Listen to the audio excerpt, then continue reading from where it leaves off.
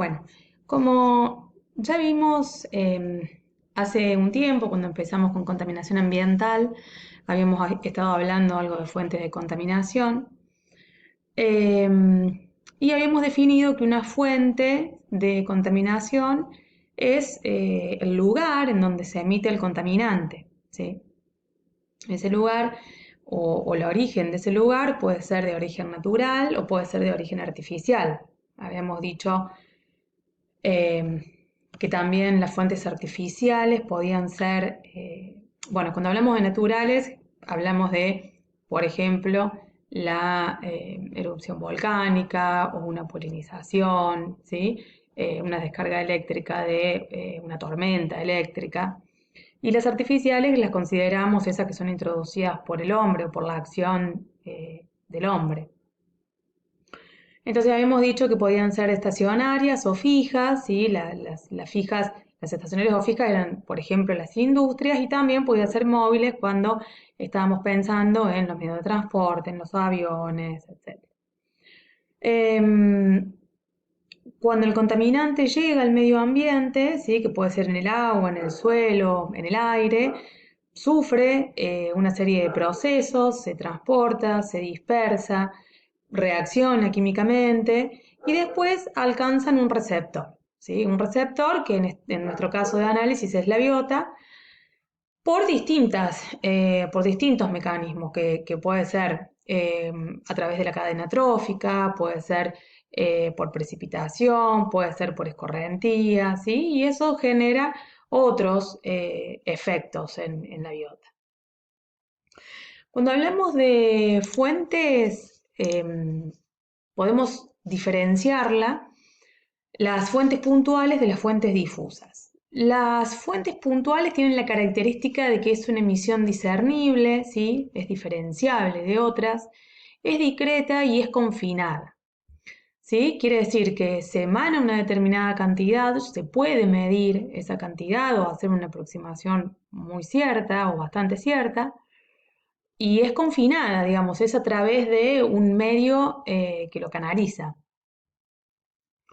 Esta puede afectar el agua, puede afectar el suelo, puede afectar el aire.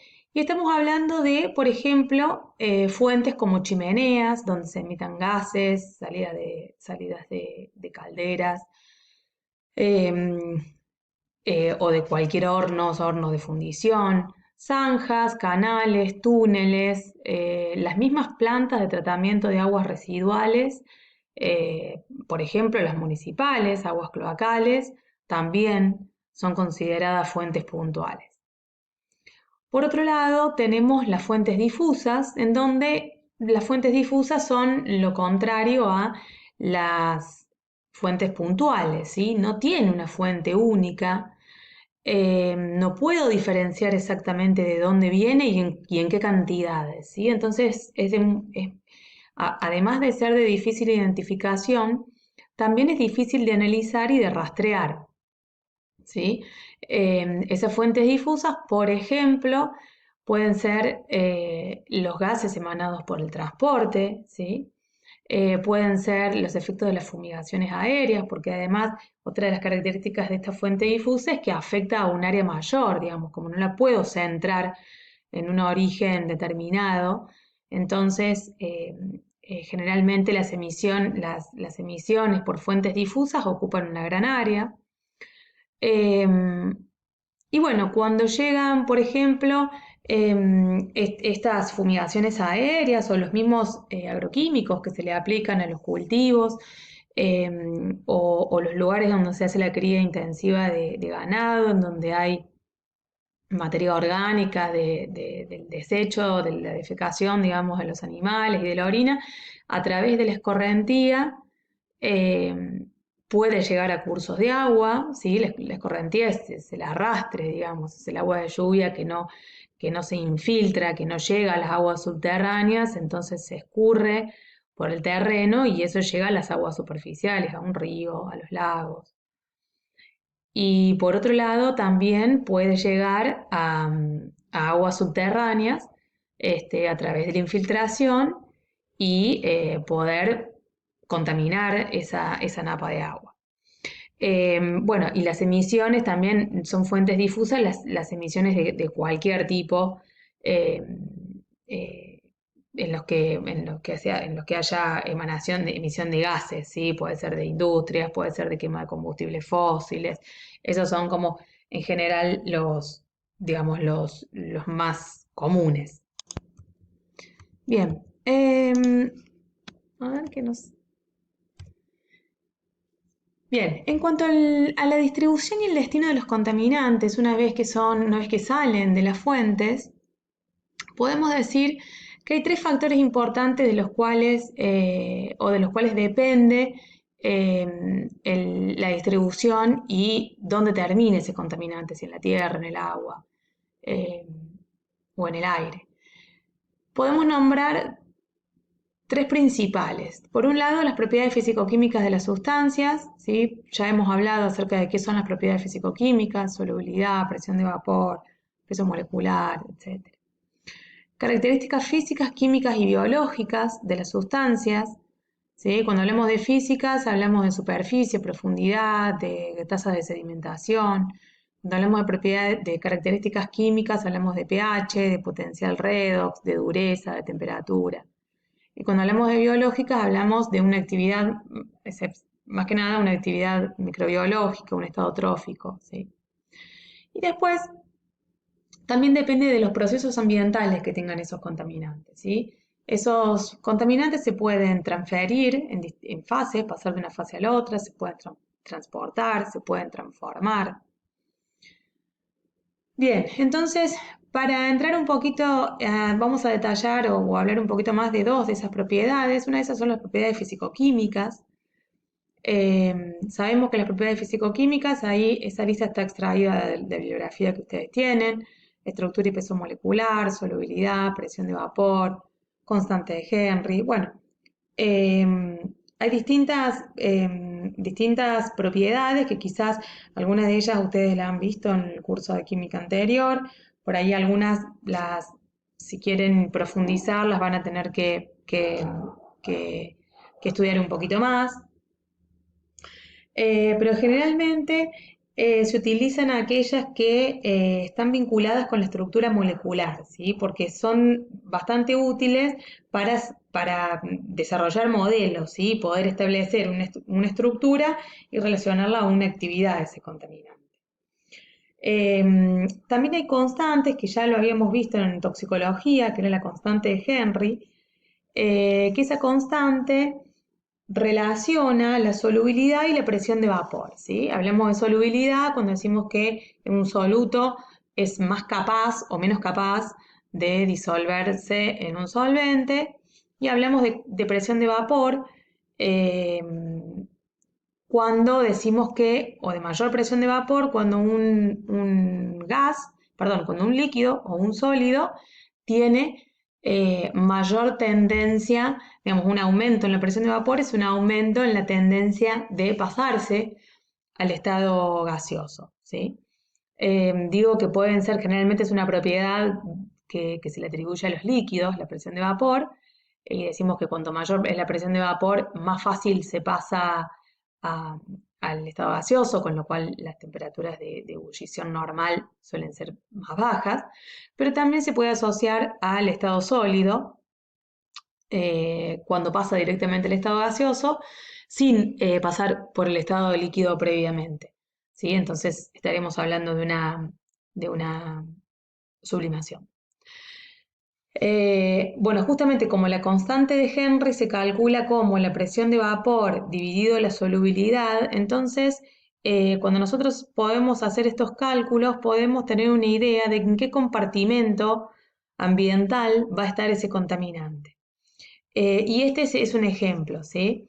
Em, Supongamos que tenemos, bueno, vamos a la figura anterior. Vamos a ver, por ejemplo, esta figura en donde tenemos unas chimeneas, en donde eh, fácilmente estos contaminantes sabemos que los vamos a tener en el aire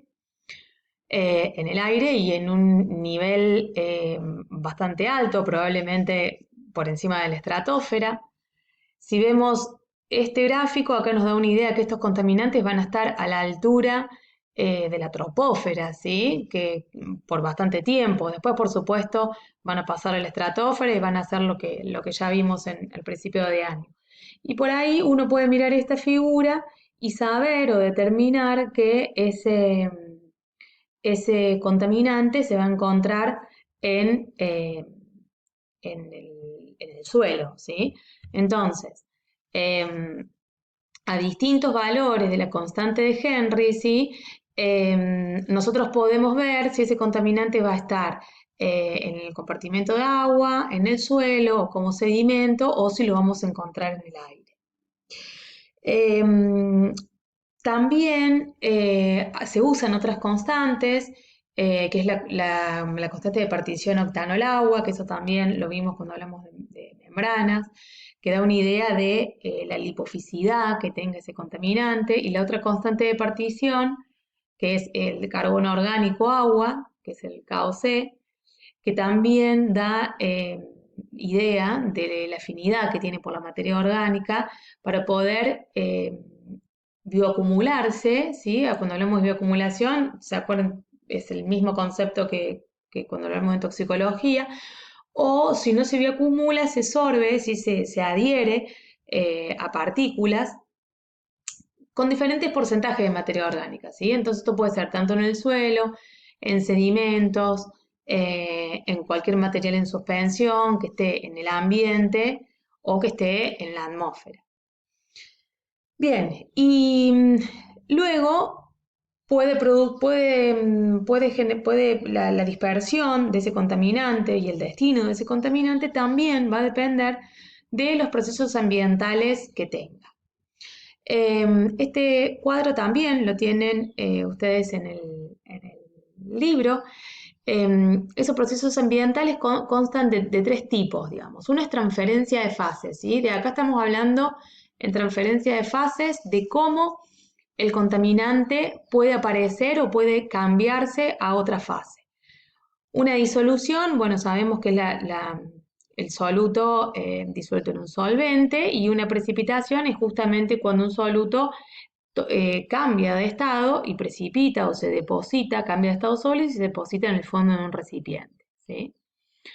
La absorción o la desorción, ¿sí? Cuando hablamos de absorción, generalmente estamos haciendo referencia, digamos, la absorción en sí es cuando un sólido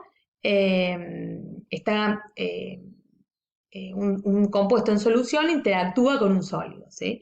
Entonces, en la absorción, eh, el soluto queda retenido en el sólido, ¿sí? En el material sólido, mientras que la desorción es justamente lo contrario, es cuando sale de esa retención.